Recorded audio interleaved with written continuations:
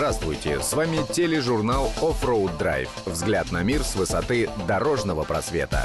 Смотрите сегодня. Тест одноклассников. Mitsubishi L200 против Ford Ranger. Выводы экспертов Offroad Drive. Сенсация. Утешительный Дакар 2008 в Европе. Где и когда? Автокросс. УАЗы, ЗИЛы, багги на одном бездорожье.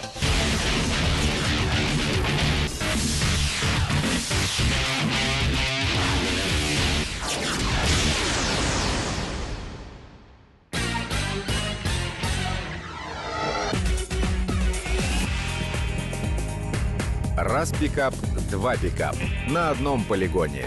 В руках экспертов Offroad Drive два одноклассника. Mitsubishi L200 с автоматической коробкой передач и раздаточной коробкой Super Select, которая позволяет двигаться на полном приводе при любых дорожных условиях. А в кузове можно увезти почти тонну.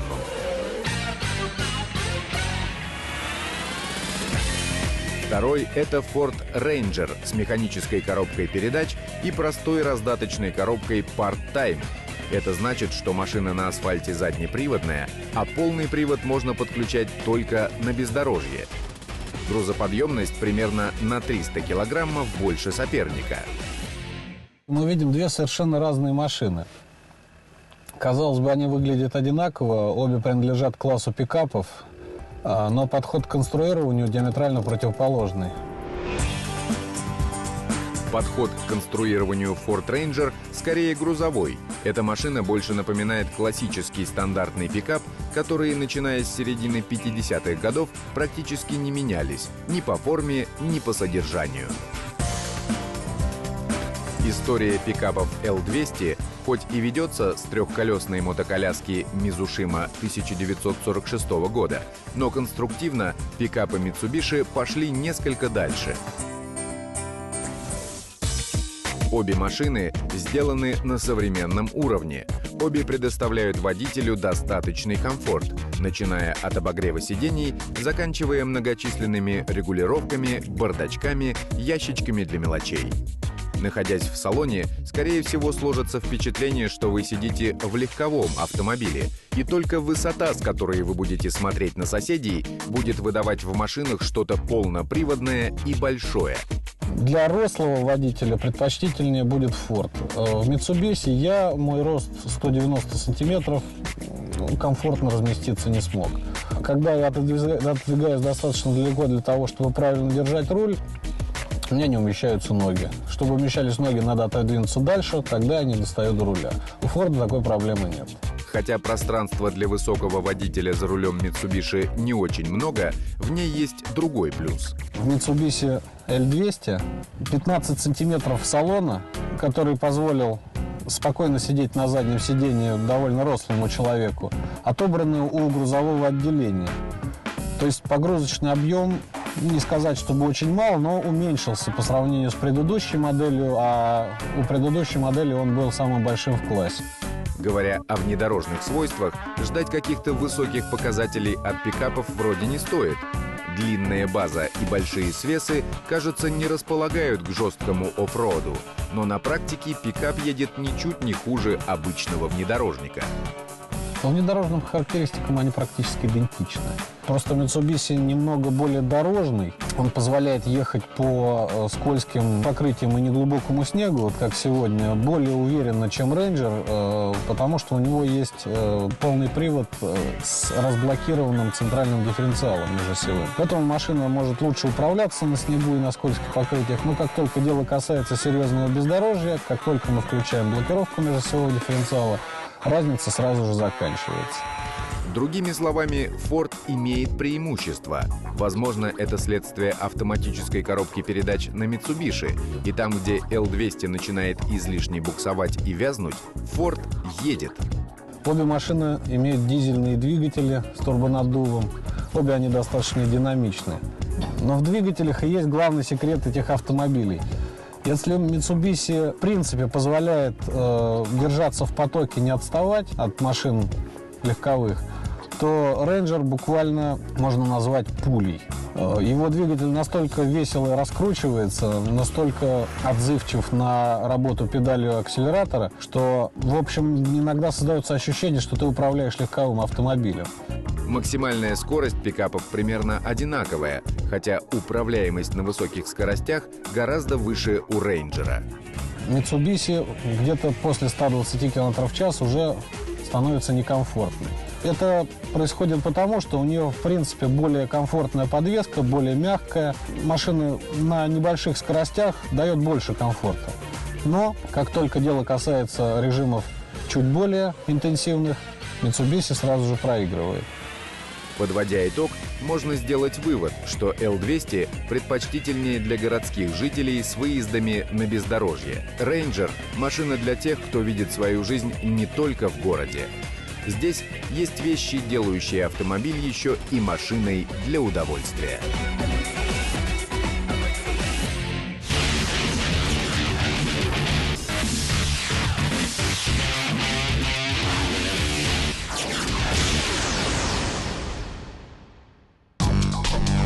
Организаторы Дакара разослали всем участникам отмененного марафона пресс-релиз с приглашением на гонку в Европу. Новый проект получил название «Дакар Series» и должен состояться 20-26 апреля сего года в Венгрии и Румынии со стартом в Будапеште. Когда-то эту трассу уже окрестили «Дорога Дракули». Ничего, по сути, нет удивительного в том, что организаторы остановили свой выбор на Венгрии и Румынии. Ведь именно по этим странам проходил в 2000 году маршрут мастер-ралли от Парижа до Стамбула. Ралли Центральной Европы – это очевидный бонус участникам несостоявшегося Дакара, ведь им не придется платить заявочные взносы. И тем не менее спортсмены поставлены перед очень непростым выбором, так как одновременно в те же самые сроки будет проходить первый этап Кубка мира в Тунисе, тунисское ралли, и еще одна очень интересная гонка – ралли пирамид в Египте.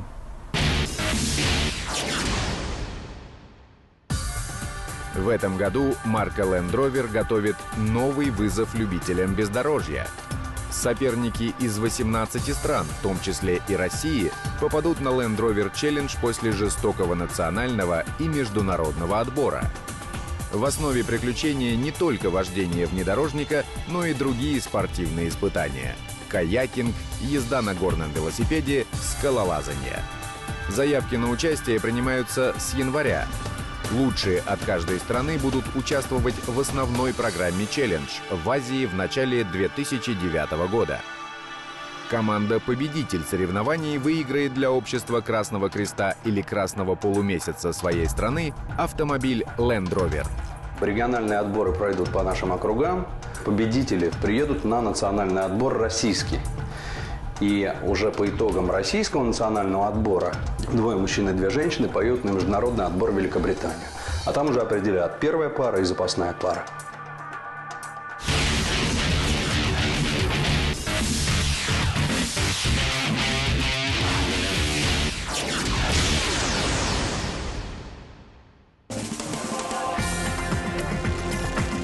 На просторах нашего бездорожья более полувека существует одна из увлекательных дисциплин автомобильного спорта – автокросс. Это все равно, что бежать 100-метровку с весом более полутонны. Главное – бежать правильно и равномерно распределяя нагрузку. Говорят, автокросс – мастерство водителей, а потом механиков. Машина – составляющая номер 3. Автокросс – это гонки по пересеченной местности. В принципе, у нас серийный полноприводный автомобиль УАЗ. Объем 2,5 литра. Блокировки, мосты серийные, нам нельзя ничего менять. Вот так. Мотор чуть-чуть сделаны.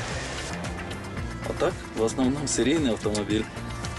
Чуть-чуть доработанный. Чемпионат России обычно включает 10 этапов. С этого года соревнования по автокроссу превратились в первенство. Протяженность трасс 1200-1500 метров. Возрастная категория участников начинается с 8 лет, как шутят сами пилоты, и до пенсии. Один из самых интересных классов – багги. У штурвала пилоты с 12 лет, многие из которых покорили не только Россию, но и Европу. У них вполне взрослый взгляд на этот вид спорта. Автокросс – это занятие для тех, кто любит машины, и для тех, кому нравятся гонки. Кто любит ездить на машине и, как сказать, воспринимает хорошо эти машины. То есть не так вот просто, машина, мне нравится машина. А вот машины я ее люблю, она мне нравятся гонки. Это гонки, это жизнь, это все так. И техника у молодых чемпионов совсем не детская. Я выступаю на машине с мотором Kawasaki, но в этом году у меня будет Honda. Kawasaki 600 кубических сантиметров, вес у нее 450 килограмм и максимальное количество сил 150 лошадиных.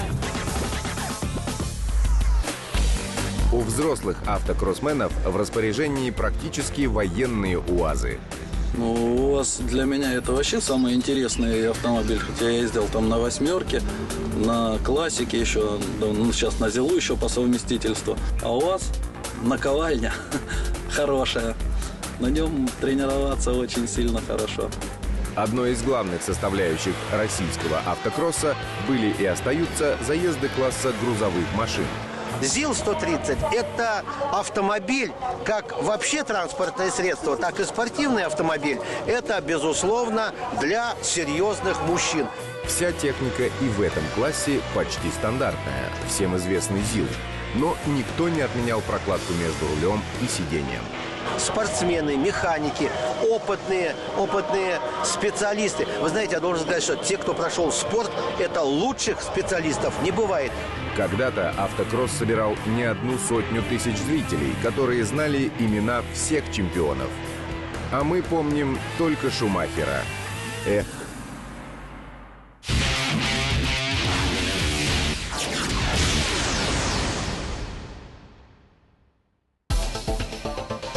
Скоро большая прогулка на мотоциклах по Южной Америке. Ледовые камикадзе. Финал в Тверской области. Машина для болот и лесов. Секреты прототипа строения. Это был тележурнал Off-Road Drive. Взгляд на мир с высоты дорожного просвета. Всем полного привода!